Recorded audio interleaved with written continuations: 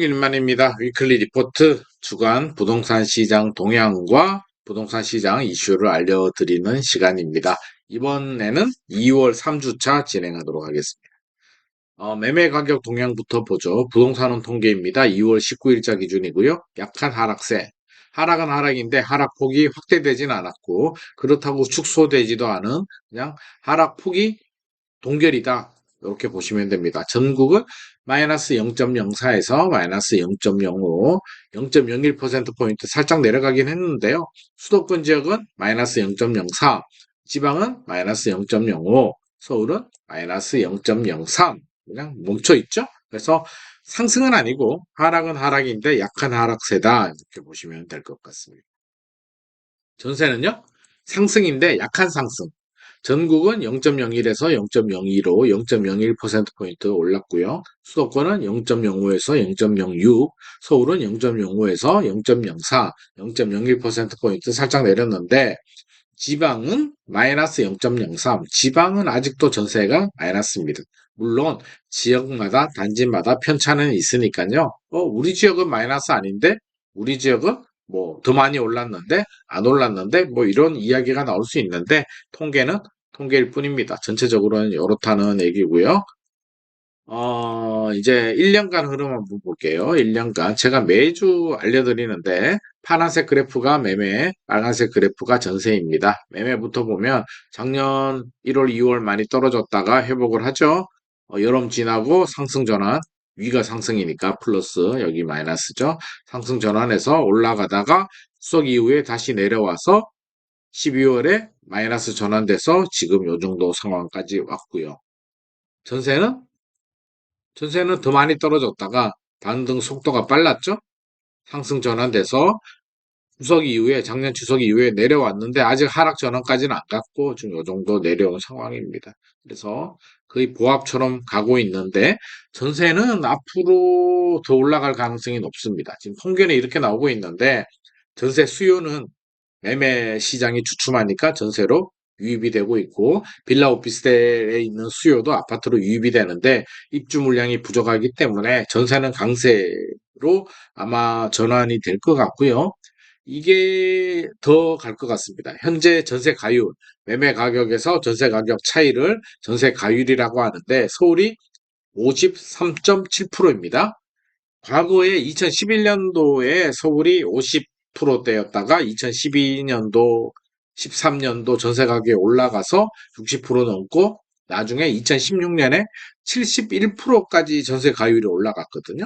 그렇게 올라간 전세 가율이 매매 가격을 밀어 올렸는데 지금 또 53.7%니까 60% 넘어서 70%대까지 올라간다면 매매 가격을 밀어 올리면서 본격적인 상승이 되는데 아직은 시간이 더 필요하지 않나 싶습니다. 지역별 매매 가격 지수를 한번 볼게요. 강원도만 괜찮습니다. 강원도 여기 이쪽이 플러스 왼쪽이 마이너스인데 강원도만 0.04죠. 나머지 지역들은 다 마이너스고요. 전북만 보합 0% 보합인데 많이 떨어진 지역이 어디냐 보니까 세종시가 마이너스 0.16, 세종이 또 많이 떨어졌네요. 지난주가 마이너스 0.03인가 그랬던 것 같은데 0.16으로 떨어졌고요. 대구가 0.12, 부산이 0.1, 대구, 부산, 세종이 하락을 주도하고 있습니다. 수도권 지역에서는 서울은 마이너스 0.03, 인천은 마이너스 0.02, 경기도는 마이너스 0.06으로 경기도가 하락폭이 더 큰 상황입니다. 176개 지역을 조사하는데요. 상승 지역은 지난주가 25개에서 이번 주 31개로 6개가 늘어났고요. 플러스 6. 하락 지역은 141개에서 134개로 7개가 줄었네요. 상승 지역은 6개가 늘고 하락 지역은 7개가 줄어들었다. 뭐 아주 나쁜 상황은 아니고 하락은 하락인데 상승 지역도 조금 늘어났으니까 보합 정도다 이렇게 보시면 될 것 같고요. 서울은 마이너스 0.03, 0.03 동결이긴 한데 급매물 위주로만 매수 문의가 있고 급매물만 간헐적으로 거래가 되는 상황이며 관망세, 하락세 지속이 되고 있습니다. 구별로 좀 살펴보면 서초구 마이너스 0.04에서 마이너스 0.05, 강남은 마이너스 0.02, 서초구 강남구는 아직 하락인데 송파구는 0.01, 약간이지만 이걸 상승으로 봐야 되나? 0.01 어떻게 되면 플러스 상승 전환했고요. 용산구는 마이너스 0.02, 노원구도 마이너스 0.02. 노원구도 많이 내려왔네요. 0.07, 0.08 막 이러다가 0.02까지 좀 안정을 찾고 있습니다. 자, 인천은요, 마이너스 0.02고, 경기도는 마이너스 0.06, 경기도가 더 많이 떨어졌네요. 인천은 부평구가 0.01% 약하긴 하지만 상승이고요. 중구, 계양구, 동구, 남동구가 하락입니다. 경기도는 고양, 덕양구와 GTX 호재가 있는 덕양구와 여주시가 상승을 보였고요. 안양, 과천, 안성, 고양, 일산, 서구 이런 지역들이 약세를 보이고 있습니다. 지방은요? 대전은 뭐 소소 마이너스 0.01 거의 보합 정도로 보셔야 될 것 같고 광주는 하락폭이 좀 커졌네요. 마이너스 0.04까지 울산은 마이너스 0.01에서 0.02 거의 보합 수준이고요. 세종, 부산, 대구가 좀 크네요. 세종이 지난주 마이너스 0.03에서 이번 주 마이너스 0.06, 0.16. 세종시에 무슨 일이 있었나? 지지난주에 또 마이너스 0.3 뭐 얼마까지 떨어졌었잖아요. 32였나? 떨어졌다가 0.03 됐다가 0.16 변동폭이 굉장히 큽니다. 세종에 무슨 일이 있는 것 같은데 한번 가봐야 될까요? 부산 또 하락폭이 확대가 됐고 대구도 마이너스 0.12 부산, 대구, 세종이 안 좋고요. 세종은 등락이 크기 때문에 뭔가 있는 것 같습니다. 자, 이번 주 이슈는요. 실거주 의무 3년 유예가 일단 가장 큰 이슈입니다. 실거주 의무 아시죠? 2021년에 분양가 상한제가 적용된 아파트에 거주 의무를 2년에서 5년 거주 의무를 주는데 입주 가능일 원래는 입주 가능일에서 90일 이내 입주해야 됩니다. 입주하지 않으면 1년 이하 징역에 1,000만 원, 1년 이하 징역 또는 1,000만 원 이하 벌금에 처해지고요.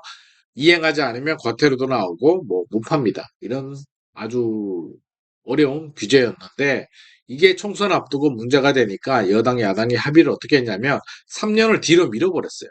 3년 이내까지 입주하면 된다. 야, 저는 이게 참 무책임하다. 국회의원분들 무책임합니다. 이게 왜 무책임하냐면 자 일단은 뭐 새 아파트 입주하는데 거주 안 해도 되니까 전세금 받아서 전세 주고 전세금 받아서 잔금 치면 되는데 뭐 긍정적인 효과라면 새 아파트 입주 단지에 이제 전세 물량이 늘어날 수는 있겠으나 세입자 입장에서 생각해 보자고 2 플러스 2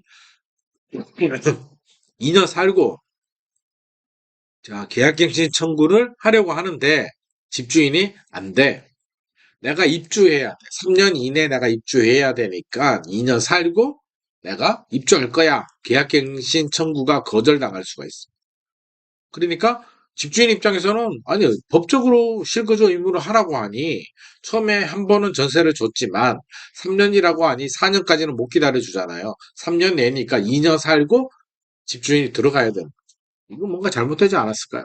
왜 또 세입자들이 이렇게 또 쫓겨나게 빌미를 만들어 주나요? 유예를 하려면 4년 유예를 해주든지 아니면 아예 폐지를 하든지 그렇게 했어야 되지 않을까요? 가장 좋은 방법은 뭔가요? 그냥 최단 존속 기간을 2 플러스 2가 아니고 2 플러스 2가 아니고 어떻게 2년을 3년으로 해주면 되죠. 초등학교 6년, 중학교 3년, 고등학교 3년 깔끔하게 되는데 이거를 왜 갱신 요구를 하고 반대로 또 거절을 하고 왜 집주인과 세입자 간의 분쟁, 전쟁을 만드냐는 거죠. 이 법이 잘못됐습니다. 법이.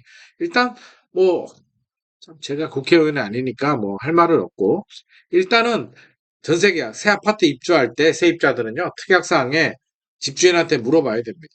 실거주 의무 대상인지, 2년 후에 거주할 의사가 있는지, 어떤 이유 실거주 의무인지를 체크를 한 다음에 의사가 없다. 실거주 의무 대상이 아니라고 했어요. 특약사항에 넣어뒀는데 2년 후에 집주인이 내가 거주할 거야 라고 한다면 요즘 대법원 판례가 나왔잖아요. 집주인이 진정성을 입증해야 된다라고 했기 때문에 타당성이 없는 거잖아요. 진술이 번복이 됐기 때문에. 세입자가 이길 가능성이 있습니다. 그래서 반드시 명시를 해야 되고, 반대로 집주인 입장에서는 2년 후에 3년 유예 실거주어 임무 때문에 내가 입주해야 되니 계약갱신 청구가 안 됩니다라는 내용을 넣어두면 훨씬 더 거절하는데 도움이 될 수는 있습니다. 참 법이 분쟁을 만듭니다. 이게 잘못됐어요. 자, 청년 제가 예전에도 한번 소개해 드렸는데요. 주택 드림 통장 오픈했습니다. 21일, 2월 21일에 오픈했는데 청약 통장인데요. 만 19세에서 34세 청년들만 가능하고요. 연소득 5천만 원 이하 청년들만 가입한데 금리가 최대 4.5%가 적용됩니다. 이게 어떻게 되냐면 현재 금리 2.8%에 플러스 1.7% 우대금리를 더해주는 거예요. 더하면 최대 4.5%인데 기간에 따라서 최대 10년 이상 보유하면 뭐 이 금리가 그대로 적용이 되고요. 기간마다 좀 차등이 있습니다. 기존 통장 가지고 계시는 분들은 전환 신청 가능하고요. 우대형 통장 가지고 있는 분들은 자동 전환이 됩니다. 전환된 시점부터 이 우대 금리가 적용이 됩니다. 또 청년 주택 드림 통장을 가지고 계시는 분들은 2단계 청년 주택 드림 대출도 나오죠. 1년 이상 보유하고 1,000만 원 이상 납입하신 분들은 분양가 80%에 최대 2.2% 저리 대출이 가능합니다. 그러니까 요거는 내년에 드림 대출은 이제 2025년에 나오고요. 지금은 일단 통장부터 가입을 하자. 반드시 만 19세에서 34세 되시는 분들은 반드시 청년주택 드림통장 가입하시기 바라고, 가입하신 분들은 전환 신청하시고, 대상되시는 분들, 그리고 우대형 통장 가지고 계시는 분들은 가만히 있으면 알아서 전환됩니다. 오늘의 내용이 도움이 되셨다면 좋아요와 구독 부탁드립니다.